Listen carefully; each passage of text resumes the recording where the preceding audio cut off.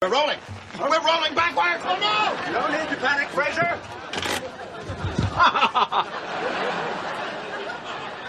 We rolled back into Idaho. Follow me. 10 seconds. Let's look alive. Damn, this foil. You can do it, Fraser. Relax and focus. 3, 2, 1. Ah, ha, ha. Aha, we made it. Happy New Year, Happy boys. New Year. There we are. Well, if you ask me, this beats a dull party. Yeah. Family and good champagne and a blanket of stars. Here, here.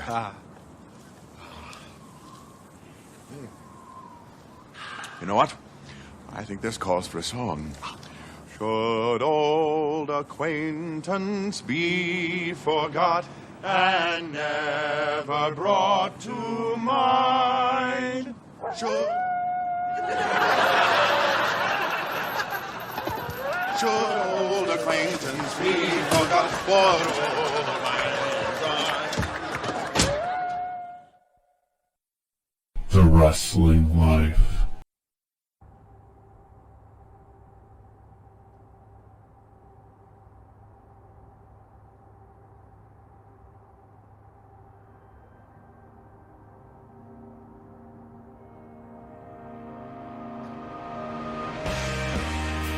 Hey everybody, it's The Wrestling Life. This is episode 288, and this is the second part of our Best of 2021, where we're going to talk about what we liked, but more importantly, what you, the listener, and the Twitter followers liked. But first, let's introduce ourselves like professionals. I'm Liam. I'm Ethan. That's right, and Ethan, as always, we have so much to talk about when it comes to the Best of 2021. And so many things that we can't talk about, everybody. That's right. Right here. This is still the first and still the only wrestling podcast. Sometimes I think it would be nice if there was a second wrestling podcast, just so the weight of the world would not constantly be falling on our shoulders. We're like the Avengers of wrestling podcasts, but much less financially successful. Yes, for sure. And that's what we are to wrestling podcasts. Is we're the wildly successful Disney Corporation product. Anywho, we have a few more categories to look at when it comes to talking about the best things of 2021. We will, of course, be reading out the results, all of the contestants that I thought of to add, and probably some glaring omissions that I forgot, which you can, of course, always reach out to me on Twitter at TWL_podcast. Let me know what I missed, what should have been in these polls that I forgot, and what you think if your option is not represented in any of these polls or any of the polls back in part 1, which we released last week. Definitely let us know through the magic that is social media. But we will start out with our fifth poll. The first one of this episode we'll be talking about is the best show or pay-per-view event of 2021. Lots of options here. We have things like WrestleMania Night 1, Wrestle Kingdom Night 2, the recent, little more recent NXT War Games show, AEW's Full Gear and All Out events. I also have Money in the Bank, which maybe isn't like an all-time great show, but I thought was worth putting in there because it was the first WWE arena show. I guess the SmackDown before really was, but it was the first WWE pay-per-view arena show in 18 months, and I seem to remember enjoying that show. And then also, of course, I also threw in there one of the GCW show, the Moxley versus Gage GCW event.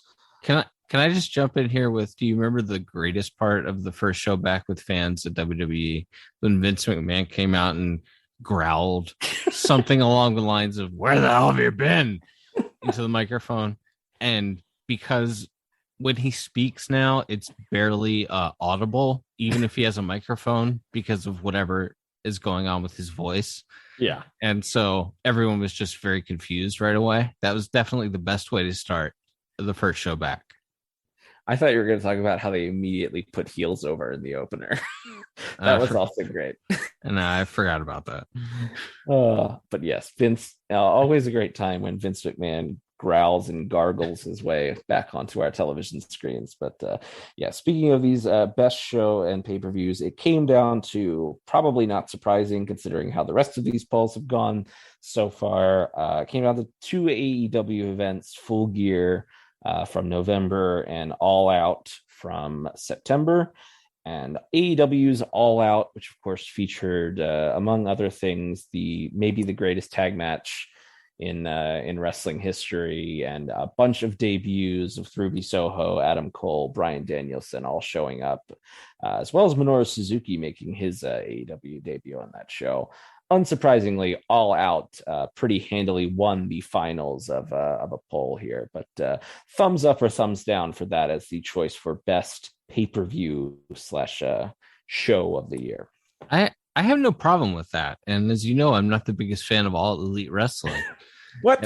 But that was one of the best pay-per-views I've ever seen. So no arguments. Yeah, I think it was very well paced, which I don't always think their shows are. Especially, the shows never are.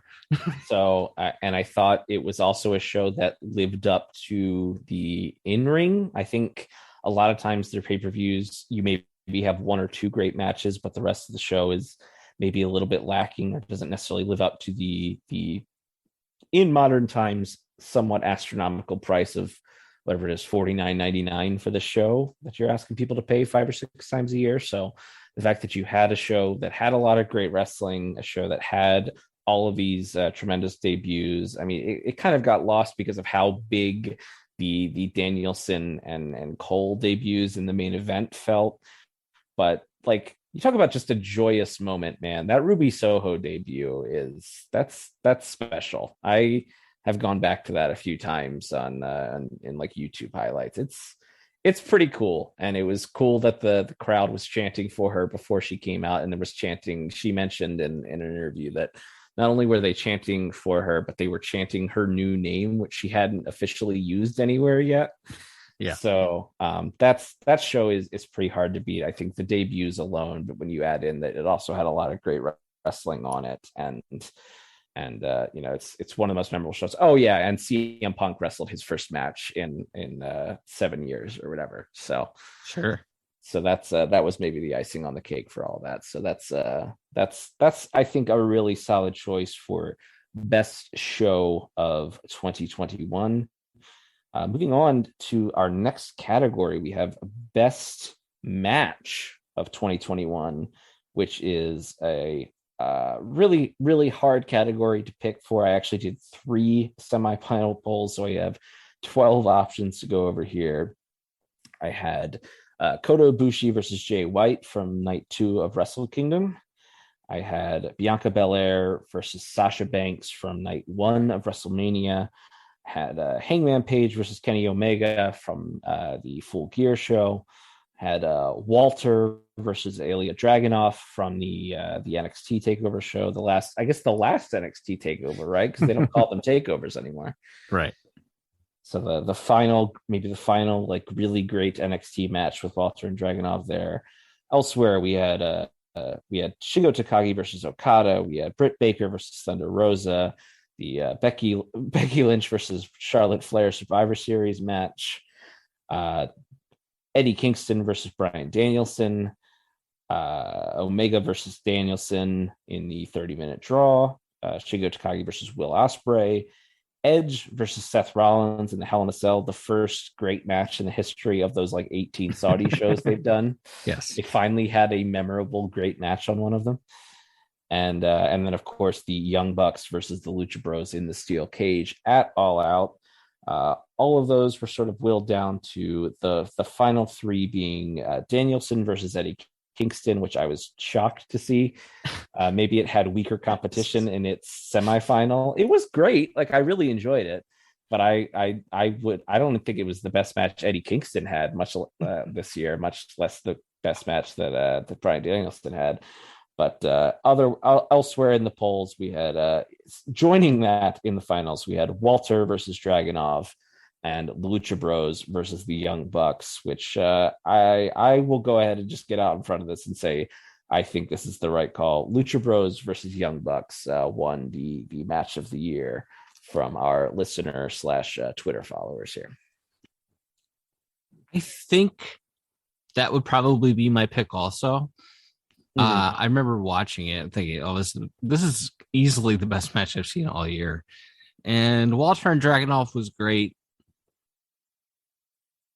As far as historical importance and a match that probably meant more to me, Sasha and Bianca headlining a WrestleMania is pretty up there. And those two absolutely delivering, having all the pressure in the world, being women headlining WrestleMania, being the first Black women ever headlining WrestleMania, and to go out there, one veteran worker, one extremely talented, but in a sense unproven younger worker in there, and they killed it. That was fantastic. I would like to, you mentioned the Becky and Charlotte match. I would like to nominate that for the most awkward match I've ever watched in my entire life. Becky, this is a kid's show. Could you put some pants on, please? You're a mother, for God's sake. Well, whatever, but that was the most awkward hat where she decided to wrestle a match with her entire butt hanging out. Could you please put some trousers on? That's all I was asking. But seriously, I have no problem with that Young Bucks match being match of the year. It was really great.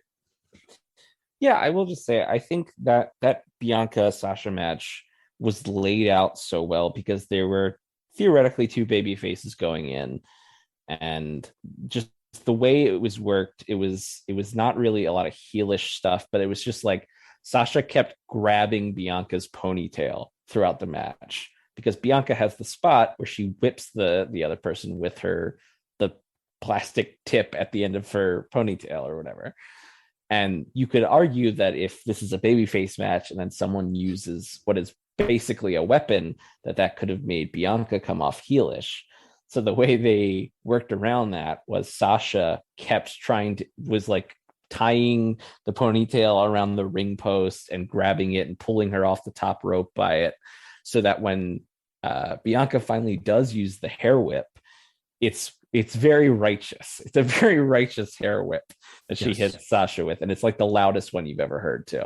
Yes. And then they go to the finish, and not even Michael Cole screwing up the call of that main event could ruin that match. I mean, you wish it could have been a full arena, but that wasn't really an option at the time. With even in Florida, with that was the vaccine was not quite as readily available at that point, so. They had to shoot 20,000 people there, though. I think they announced 25, but it was a shoot sellout. They had 20,000 people there. Yeah, and and that is a special moment for all the reasons you mentioned too. Not just being women, being the first two African American women to be in that spot, and to work I think a match that works on a lot of levels. You can enjoy it just for the big moves and the kickouts and all the exciting drama, but if you go back and look at the minutia of that match, I actually ended up watching that match twice within like a day of each other, because I had only caught the main event live and then went back and watched the rest of the show the next day, and just decided I would watch the main event a second time. And there's very few matches, especially in like pandemic era wrestling, that I can say that I will willingly go back and watch a second time or a third time maybe in the future. But I think Bianca and Sasha's on that list. So yeah, definitely think they deserve a nod there. Really, really hard to argue with the Bucks and the Lucha Bros, as we've already talked about a little bit, but it's one of the best tag matches of all time.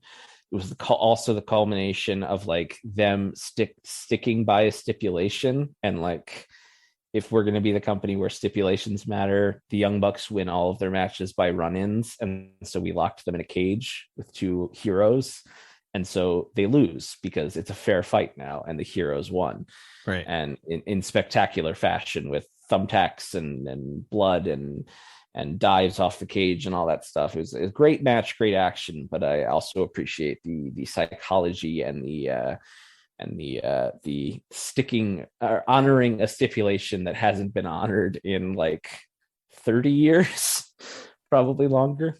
Yeah. In pro wrestling, the cage match keeping people from interfering. I appreciate it on that level too. I think there's probably other matches. The Britt Baker Thunder Rosa match, I don't know that that's like a great chess wrestling match the way that something like Omega and Danielson was. Or I'm sorry, did you say chest wrestling?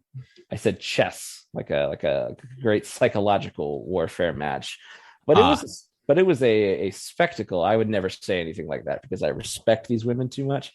But yeah, I think that's a great spectacle, and it was a match where you don't see women go in thumbtacks and double blade jobs in a lot of women's matches, at least not in the US. And so like it's memorable for that reason, and so it probably deserves a nod as well. But yeah, I think Bucks and Lucha Bros really hard to argue with.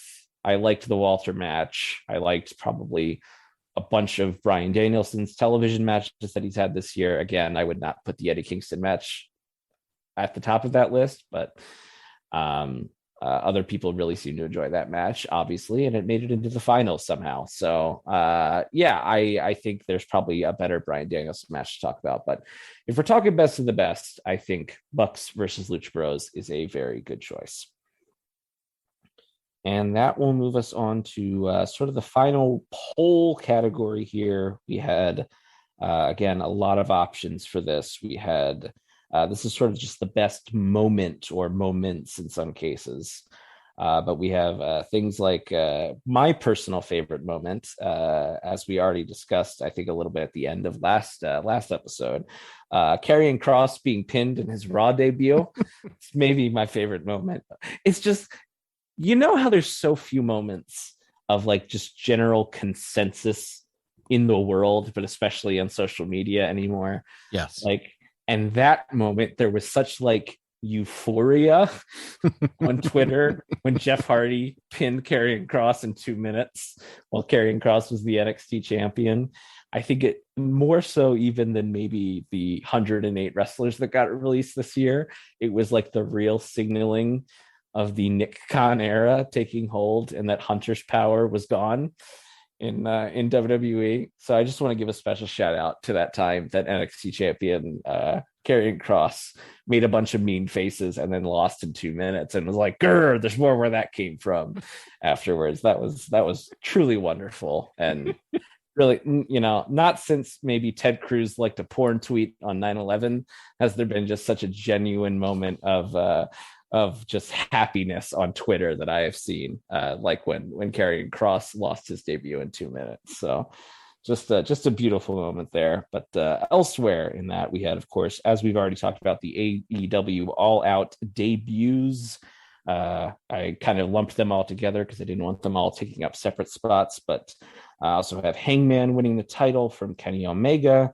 I have I guess this was technically off air, so maybe that's why I didn't get a ton of votes, but I thought it was pretty great. The Johnny Gargano, Kyle O'Reilly farewell in NXT just a few weeks ago, I thought was really nice and not a way that WWE typically has gone about people that are choosing to leave recently. They handled it on TV the way they usually handle it, which is where they had the young heel that no one's going to remember in 6 months come out and destroy Gargano. Fair enough, but they did give him a pretty great send off, and there's a lot of footage of this that you can find from the Performance Center of him sitting in the ring, bawling like a baby, while his wife and Shawn Michaels and Ciampa and O'Reilly is out there, and I think a couple of the other NXT wrestlers. His one buddy, that Lonnie Donegan, the commentator, they're like both Browns fans. The guy who's going to marry Mackenzie Mitchell, yes, good for Lonnie. But he, like, they're all out there, all Johnny's like closest people in that company, with the exception of Hunter, who may he rest in peace. Yes. And it's not there, but everybody else is there for Johnny on his last night in NXT. And even though it's not a takeover arena of 20,000 people, it's not the highest of highs. It still did feel like the end of an era, and I think that's a great moment for him. The week after that, they had the heel, whoever it was, Grayson Waller, I think it's the guy's name. One of those weird WWE name generator names. The guy who attacked Gargano before it comes out and cuts a promo on Lonnie Donegan, the announcer. And he goes like, Johnny Gargano is supposed to be your best friend, and I attacked him right in front of you, and you did nothing, like a little bitch. And Vic Joseph just solemnly nods. Yes, that's correct. I am a little bitch. And Wade Barrett didn't stick up for his broadcast. The former bare knuckle champion, Wade Barrett, didn't stick up for his broadcast partner. He did not. He also agreed that Lonnie Donegan is in fact a little bitch. That's right. Just kind of a bitch. It's just kind of the guy's like 6'8". He's a giant man. Like, I think he's taller than Barrett, who's tall for a wrestler. Mm-hmm. Anyway. But elsewhere in the semifinals, we had John Cena's big return at that Money in the Bank show. We had 3 first-time IWGP champs in a year. So I thought that's not all of those were crowned for good reasons, with injuries and pandemics causing the championship to change hands a few times here, but we did get some new blood into that New Japan main event scene that we've all been asking for. But of course, as always happens when we wish on those monkey's paws, it was at a great cost. But and then what I thought was the clear winner for this, at least in the semifinals, which is just live audiences coming back. And then when I was setting up the finals, I thought, oh, there's 2 other really big things that I forgot to put in that poll. So it was actually a 4-person or a 4 option final for this poll. So we have the live crowds coming back. We have the AEW All Out debuts, which won. 2 other things happened this year that I thought were worth mentioning. Well, one is Katsuyori Shibata and returning and having a grappling match with Zack Sabre Jr. and then later in the year announcing that he would in fact be returning in 2022 to have a wrestling match at the Tokyo Dome. Pretty big deal, especially considering how he last left professional wrestling with a horrible injury. And I think when he announces he's coming back and the crowd starts clapping, because of course the Japanese fans, they're asked not to make noise because that could technically transmit the COVID quicker if you're speaking a lot, if you're more particles are potentially being spread into the air. So instead they did a Shibata clap instead of chanting his name, and he wept, and it was very nice, and I thought that was great. But perhaps probably the most obvious one that should have been in the first poll, but I forgot, and I did add it in here for the final poll here. CM Punk returning to professional wrestling won the poll for best moment of 2021 with quite a bit of the vote over those other 3. I think that's a pretty easy thumbs up. Yeah, I think that's the thing that people waited 7 years for it, and they got it, and it was promised but not promised in this weird unspoken gentleman's agreement, and they delivered on their promise, and he came back, and he at least initially appeared to be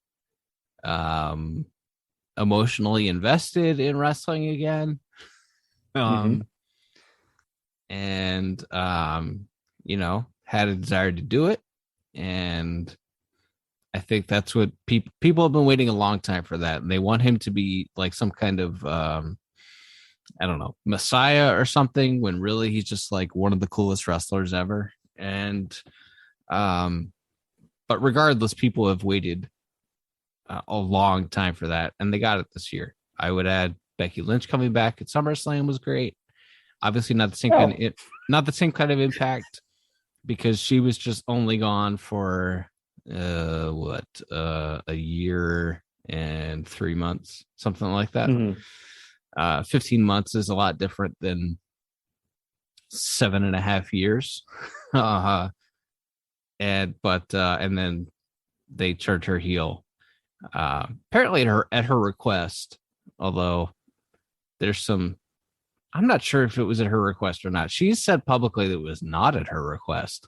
Mhm. Although I've had people say to me that, well, she's just working when she says that, to which I would say, to what benefit is there to say publicly, I didn't want to be a heel, they made me be a heel?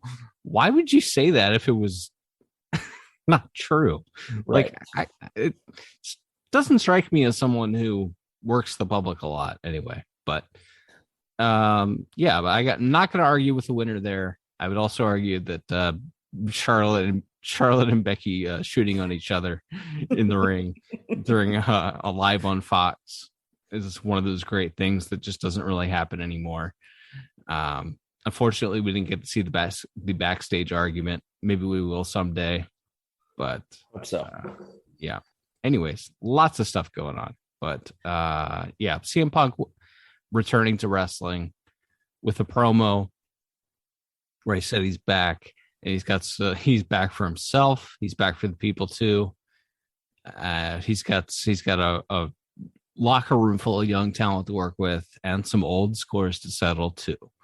That was one of the great. I watched that segment twice, maybe 3 times the night that it happened. It felt like a very big deal. And now 4 months later, he's a guy on the show, which is always going to happen. But definitely at the time, huge, and definitely probably the thing people remember the most from this year. Yeah, I think everything about that promo, the long entrance, they go so long on the entrance that they have to take a commercial before he can actually start talking. But it was great. It was the crowd diving, the fans weeping as he made his return. And again, it's not like this guy was completely removed from public life. He obviously had a laughably bad UFC career. He had he was doing commentary for MMA. He was doing indie, crappy horror movies and stuff, writing comic books. It's not like he was gone. He was doing public appearances, but it still felt like CM Punk, the character, had been gone for so long. And when he walked out on that stage with Cults of Personality played, it was like, hey, there's that guy. There's that guy. I know that guy. Yeah. And it was I think that first promo is a great mix of, yes, it's celebratory. He's talking about how proud he is to be back, but he also chose to sort of address that, he understood if there were people that were really saddened and disappointed in him for walking out 7 years ago. And I don't think he had to address that, but he chose to sort of make a point of reaching out to certain maybe jaded professional wrestling fans or WWE fans and say that I understand if you can try to understand why I had to go. Right. I think that's great. And as you said, the way he took all of that goodwill and then he went to work of selling wrestling matches, right? Of what is a promo. We're promoting a wrestling match that you are supposed to make me want to see. And he does that by pointing out all the older guys in the back that he has scores to settle with. And then, calling out Darby Allin, saying that, you live for danger and there's nothing more dangerous than wrestling CM Punk. Right. That's a great promo. And he plugs the pay-per-view, gets the date. I'll see Sting there. Right. And then the cherry on top being the ice cream bars. So yeah, I think, that is an all-time great professional wrestling segment, and made even better by it could have just been a great celebratory one-off vacuum thing where he just says, hey, I'm happy to be back.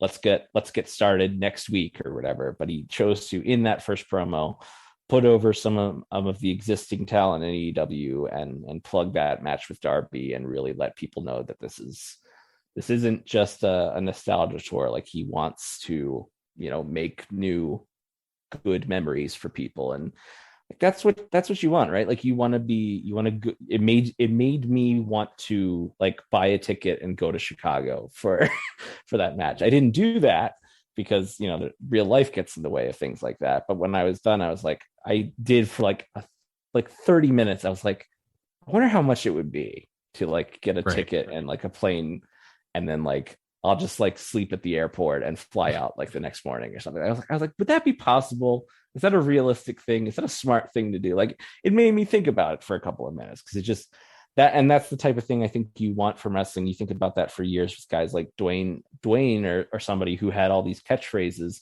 And I think it's Jericho on the Rock's DVD is like, yeah, and then you saw him do the finally the Rock has come back, and you're like, gee, I can't wait till Rock comes to Sheboygan so that I can hear so I can sing along with him.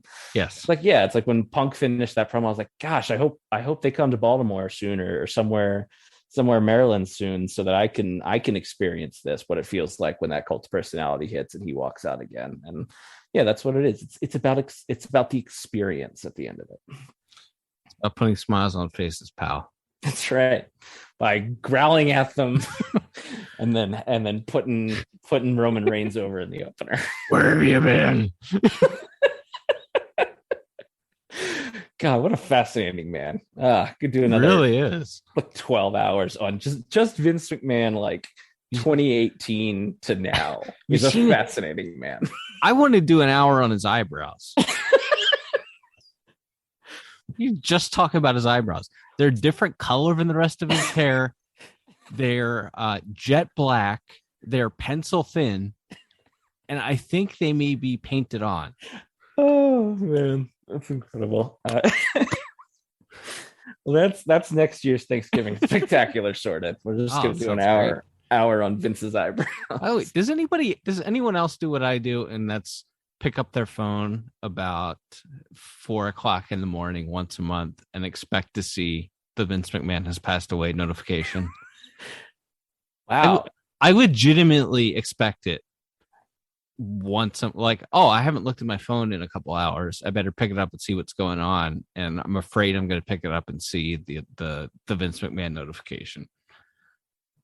See, I think Vince is going to live forever.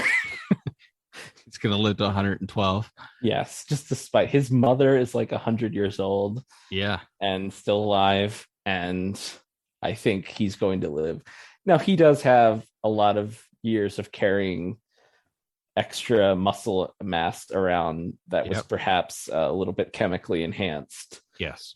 So he has lived a somewhat hard and fast lifestyle in the in the 80s and 90s that I'm guessing his mother did not. Yes. So I'm not saying he lives to be 99, but I feel like we got another decade left. Well, he also can afford the best medical care in the world. That's true. There's got all those secret rich like billionaire vitamins that you get to take that are just puppet your corpse for an extra gives you minimal brain function for an extra 8 years after the rest of us would be dead. Anyway, that's a fun note to go out on. Happy New Year! Tweet us at TWL_podcast. Let us know when you think Vince McMahon will die. and yeah, definitely. But on a more serious note, definitely let us know what you think of all of the winners and I guess losers of these various categories. Do you agree with me that Karrion Kross losing in 2 minutes on Raw was like the best thing to happen in wrestling, at least from a wrestling Twitter perspective this year? Let me know at TWL_podcast and let us know your picks for your favorite moments and matches and wrestlers and shows and all that. And as we look forward into 2022, there's a lot of stuff. There's a lot of stuff going on. Yes. This week, as this episode is released, we've got multiple Tokyo Dome shows going on. We've got WWE's Day 1 show, and then we're going to start, and then we got to get off to the races for the Rumble, and we got AEW doing stuff, and who knows what else. GCW has a show at Hammerstein Ballroom this month. There's so much stuff happening in January. It's going to be just wild. And hey, I bet Court Bauer's MLW will also run a show this month, but nobody will know because no one knows what station that show's on. Can I tell you too? It doesn't matter what station they're on because they premiere their weekly television show on YouTube. Also, it had been premiering at like 8 p.m. on Wednesdays on YouTube. And then they, like, inexplicably one week they tweeted, due to circumstances beyond our control, there's been a delay. The show will premiere Thursday at 8 p.m. this week. And then the following week, it just moved to Thursday at 8 p.m. without an announcement. They just moved their show without announcing. So Court was like too proud to say we're moving it off this night because AEW's on this night and we can't compete with that. Right. We'd rather go head to head with Impact. Right. Who like shows their show on Twitch and a cable channel that only 20% of the country gets or whatever. Yeah. It's that cable channel where Sammy Hagar is doing like a Guy Fieri show or something. I don't know what's going on there. They have a lot of music documentaries, but none that you want to watch. Yeah, that kind of thing. Anyway, that's your semi regular feature on Court Bauer and why the MLW is a failure. But yes, there was a lot of great stuff in professional wrestling and a lot of stuff that wasn't so great. But we'd like to focus on the positives, at least on this year in review show. So I had a lot of fun looking over this over the last couple of weeks with you, the listener. So I hope you all did too. And as Ethan said, this is a new year. Happy New Year to everyone. Happy New Year. Yes. As we move into 2022, lots going on. Maybe this year will be better than the last, but we won't find out until we get through it. So until then, I'm Liam. I'm Mr. Brightside. And we'll be back soon with more Brightside stories from the wrestling life. Happy New Year.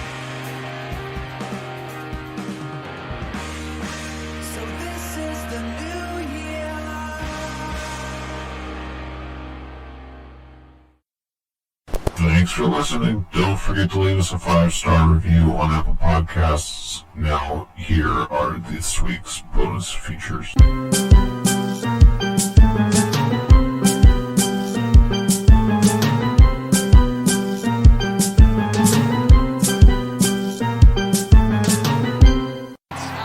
Well said. All right, we are a minute away. Can you feel the booms?